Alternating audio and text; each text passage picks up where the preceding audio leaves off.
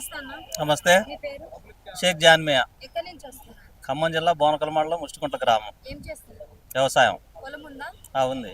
ఎన్ని ఎకరాలు? 2 ఎకరాలు ఉంది. ఓకే. రైతు భరోసా డబ్బులు పడ్డాయా? పడ్డాయి. ఎంత పడ్డాయి? 12,000 రుణమాఫీ అయిందా? అయింది. ఎంత అయిందన్న? 2 లక్షలు. సన్నబియ్యం వస్తున్నాయా? అందరికి వస్తున్నాయి. ఎలా ఉన్నాయి? సన్నగా ఉన్నాయి, మంచిగా ఉన్నాయి. 3 నెలలకు ఒకసారి ఇచ్చారు. ఈ ఎండాకాలం కష్టకాలంలో మంచిగా ఉపయోగపడ్డాయి పేదలకి. ప్రతి పేదవాడు కూడా ఆరోగ్యంగా ప్రశాంతంగా ఉండేదానికి మంచిగా ఉన్నాయి. అయితే తినేదానికి మంచిగా ఉంది. మంచిగా ఉన్నాయి. అరుగుదల కూడా బాగుంది. ఓకే. గతంలో తిన్న బియ్యం కంటే ఈ బియ్యం బాగుంది. చిన్నపిల్లలు, వృద్ధులు అందరు తినడానికి బాగుంది. ఫ్రీ కరెంట్ వస్తుందా? ఫ్రీ కరెంట్ వస్తుంది. ముందు ఎంత కరెంట్ వస్తుంది? ఇదివరకు 500, 600 అట్లా వచ్చేది. ఇప్పుడు ఫ్రీ కరెంట్ అయింది. ఫ్రీ అయిపోయింది. ఓకే. ఓవరాల్ గా రేవంత్ రెడ్డి గారి పరిపాలన ఎలా ఉందంటే ఏం చెప్తారు?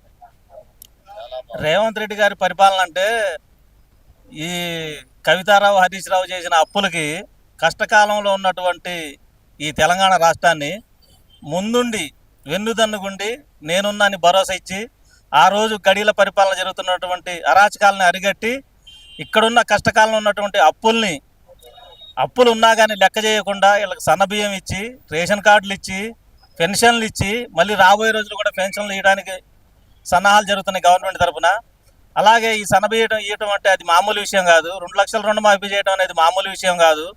రేషన్ కార్డులు మరీ ముఖ్యంగా పౌర సరఫరాలు చేయడం అనేది అది కూడా మామూలు విషయం కాదు. సాహసోపేతంగా ప్రతి విషయాన్ని అందరితో కలిసి సమిష్టిగా అందరి మినిస్టర్లతో ఇక్కడ అధిష్టానంతో అన్ని చోట్ల మెప్పు చెప్పిన ఏకైక ముఖ్యమంత్రి రేవంత్ రెడ్డి గారు.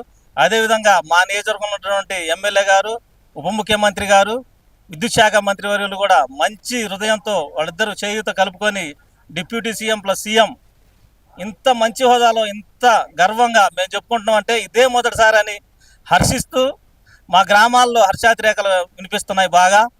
ఎందుకంటే ఆ రోజుల్లో రాజశేఖర రెడ్డి గారు ఒక్కరే పరిపాలన చేశారు ముఖ్యమంత్రిగా. ఈరోజు